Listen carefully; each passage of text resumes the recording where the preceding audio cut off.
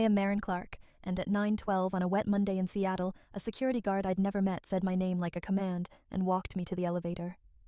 The glass doors of Calder and Byrne closed with that polite click that means you're not welcome anymore.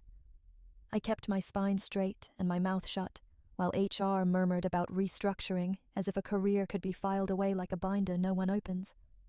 Outside, the rain turned the skyline to charcoal. I let it sting my cheeks because it was the only thing that felt honest. I drove home early and found a silk scent I didn't own drifting in the hallway. Lucas stepped from our bedroom with his shirt misbuttoned hair wet from my shower. A woman's voice floated from the steam. He tried to sell me a story about loneliness, then asked how we'd pay the mortgage now that your agency has moved on. I didn't throw anything. I opened a window and let the cold in until my lungs worked. When my father called, he used the voice he saves for boardrooms. He told me to come over, then told me I had a week to fix my life. He didn't ask what happened. He didn't ask if I was safe. He said failure didn't belong in our family, as if dignity were a membership I'd forgotten to renew. By nightfall, the day felt like a floor giving way. Job marriage, the last scrap of approval I'd been trained to chase. I took one small key from the dish by the door, the key to a cottage no one knows about, and stepped back into the rain. If rock bottom was waiting, I intended to arrive standing up and leave it the same way. Alone. The morning after felt unreal, like waking inside someone else's life. My suit jacket still hung on the chair, a relic from a version of me who had meetings and authority and a badge that opened doors. Now it looked like a costume. I stood barefoot in the kitchen tile, cold under my heels, staring at the blinking coffee machine, as though caffeine could negotiate with reality. The silence pressed in. Lucas hadn't come home. Some doors once opened only reveal rot. I packed slowly, jeans, sweaters, my personal laptop, my grandfather's watch. Move with intention, he'd said. I used to think that meant work harder. Now I think it meant leave when you need to. My phone buzzed. We need to talk tonight. Don't be dramatic. I left the message unread and zipped my bag. Rain streaked across the windshield as I drove through downtown. The Calder and Byrne Tower glinted like a monument to people who would pretend not to know me now.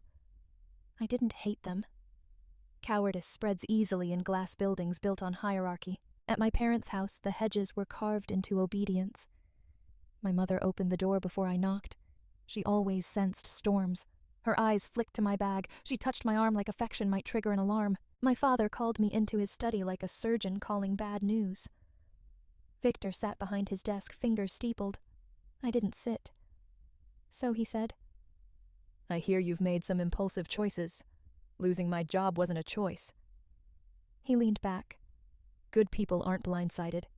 You prepare. Stay here for a week, then stand on your own. I don't support collapse." "Is that what this is?" I asked. "It's a consequence."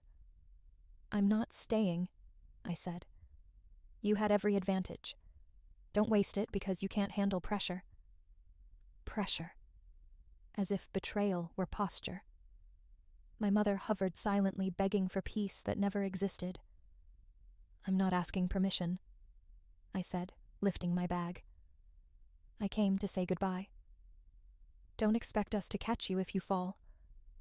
"I'm not falling," I said. "I'm leaving." And I did. The road south felt like a long exhale. Rain turned to mist over Puget Sound as Seattle faded behind me, quiet, finished. Lucas kept calling. I didn't answer. Silence was my shield. By the time I reached Cannon Beach, the sky had opened just enough for the ocean to show its colors steel slate certainty. The cottage stood behind a wind-bent cedar, small and simple. When I turned the key, the air changed cedar salt and freedom earned not given. I walked to the sink, ran the tap cold, splashed my face, and breathed. Clarity came soft and certain. No one is coming to save you. So you will. I opened my laptop and typed the first line of my new life, call Carmen Ruiz, 9 a.m. That night, grief scratched from the dark memories of the boardroom, the escort, Lucas's stare, my father's voice. Panic rose sharp and fast. I stepped onto the deck. The ocean was nothing but sound and shadow. I whispered the truth. I was scared. Not of being alone, but of failing without witnesses. When success is survival, failure feels like death. But I had survived their expectations.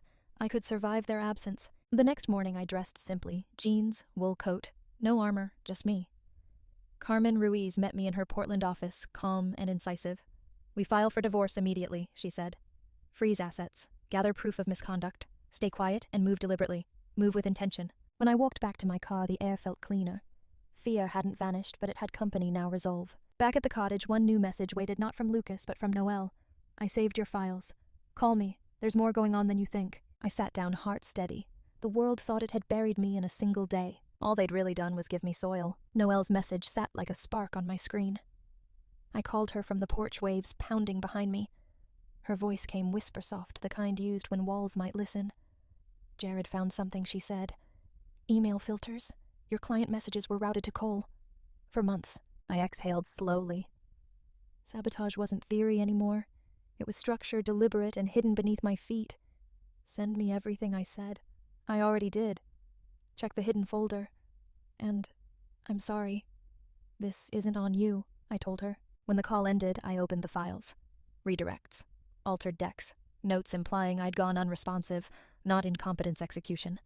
Someone at Calder and Byrne decided removing me was easier than competing. I didn't scream. I let the fury move like cold fire controlled useful. Rage destroys. Strategy rebuilds. Carmen would need this. So would I. At dawn, I dressed in black, steadying myself in the mirror. Logged into investor portals. A notification blinked from Northstar Labs, their next funding round. Northstar sharp, young, relentless. I'd been sitting on my stake like a relic. It was leverage. I wrote Grace Lynn. I'd like to discuss an advisory role ahead of your next round. Her reply came within 20 minutes. Of course, we trust your vision. Trust your... The next day, Northstar's converted warehouse office hummed with purpose. Grace and Neil treated me like a peer, not a scandal. I outlined market gaps, legacy failures, and where health communications disruption was overdue. If you're ready, Neil said, we'll formalize today. Ready used to mean armored, now it meant honest. We drafted terms equity, retainer, freedom to build my own consultancy, and one clause I requested first rights in Pacific Northwest partnerships. A clean knife, precise. Outside sunlight hit the river like silver. They thought they'd erased me. They'd only cleared space. Back at the cottage, new alerts a confidential conversation request from Fairview Medical's VP. The dominoes were shifting, not victory momentum. The foundation beneath me was rebuilding stone by stone on my terms. Fairview's call came the next morning. Their VP's tone was careful. Why did you disappear during our campaign? I didn't, I said. My communications were intercepted. A pause. Then, we need to meet, privately. By noon, I was driving north again, not hiding, but returning with purpose. In Calder and Byrne's lobby, the marble floors gleamed, unaware of their ghosts. Paula stood at the elevator's folder, clutched like a shield. They're reviewing some things, she said. Panic disguised as professionalism. Upstairs, executives sat like defendants. Cole's nameplate lay face down. Carmen had already spoken with legal. My presence was confirmation, not confrontation. We're conducting a formal review, one partner said. Good, I replied. I left without ceremony. Vindication didn't need applause, it needed distance. Outside, the city moved on. My phone rang Victor. Silence first, then, your mother worries. His code for I do. I'm fine, I said. You're handling this. Not pride, disbelief. I am, without rescue. He hesitated. I'd like to talk. I'll let you know. Back at the cottage, salt wind wrapped around me. They had tried to bury me under silence and doubt. But silence can be a weapon. Doubt fuel. Emails pinged in Fairview confirming our meeting. Grace excited for what's next. And Noelle Cole's gone. They're scared. I didn't smile. This wasn't triumph. It was power settling back where it belonged. Fairview met me in a glass office over Lake Union. Elise Porter, VP, asked simply, "We valued your work. Then you vanished." I didn't vanish, I said. My emails were altered. She slid me a folder, records, timelines, excuses that didn't match. Will you pursue action? I'm reclaiming my name, not burning the world. She nodded.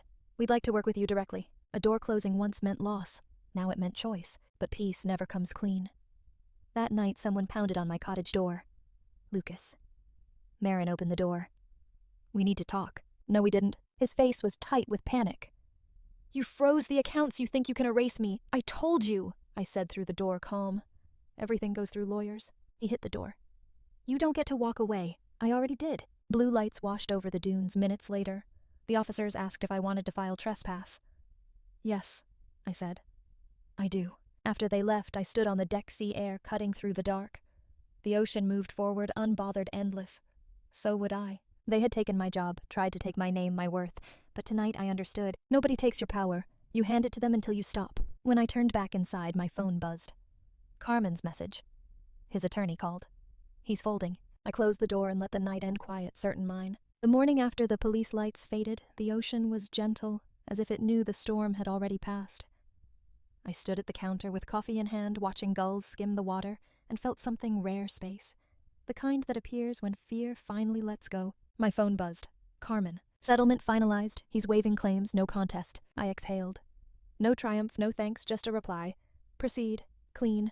Final. Then another email, Calder and Byrne, the managing partner himself. Marin, we acknowledge missteps. We'd like to offer reinstatement chief marketing officer effective immediately. I didn't laugh.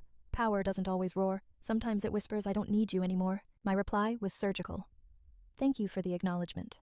I'm focused on my own firm. I wish you clarity moving forward. No anger, no nostalgia, just truth. Outside the tide was low rocks and sand glistening raw and honest. Healing looks like that exposed earth learning light. Later that week, I met Elise from Fairview at a marina cafe. We're transitioning the account to you, she said. Full autonomy. I'll build something worth that trust, I told her. She smiled. We already know. Trust once restored feels like oxygen. Driving home, my voicemail blinked, my mother's voice soft. Dinner this weekend. Just us. A bridge. Then a text from my father. Proud of you. 3 words, quietly expensive. I didn't reply. Growth needs room to echo. At dusk, I opened my laptop. Clark Strategies glowed on the screen. Clients waiting, young women writing for advice. My time, my terms.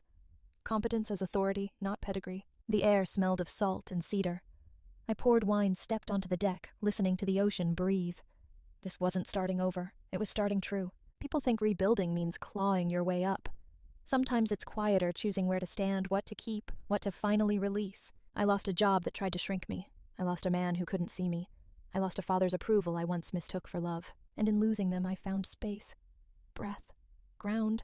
My own name said in my own voice, unapologetic. Night rose over the water. Stars surfaced, small, steady, unconcerned with the dark. I raised my glass toward the horizon, not in triumph, but in truth. They didn't break me, they revealed me. A year later, I woke to gulls crying above the surf and sunlight pooling gold across the quilt. I didn't need alarms anymore.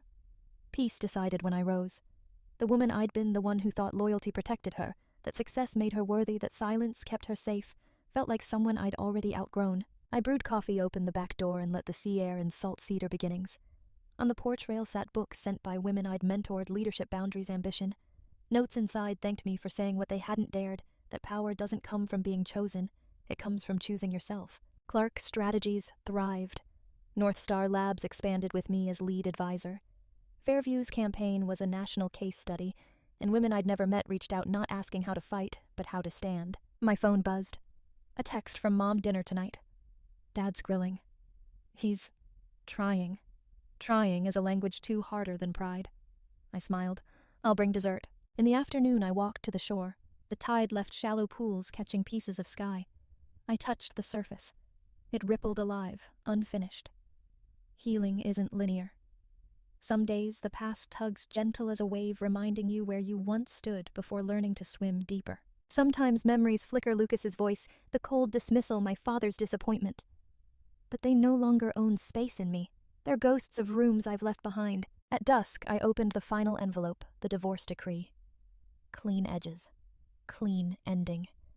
I placed it in a drawer, not as a wound, but as proof of rebirth. That evening at my parents' house, my father handed me a plate and awkwardly asked about my firm.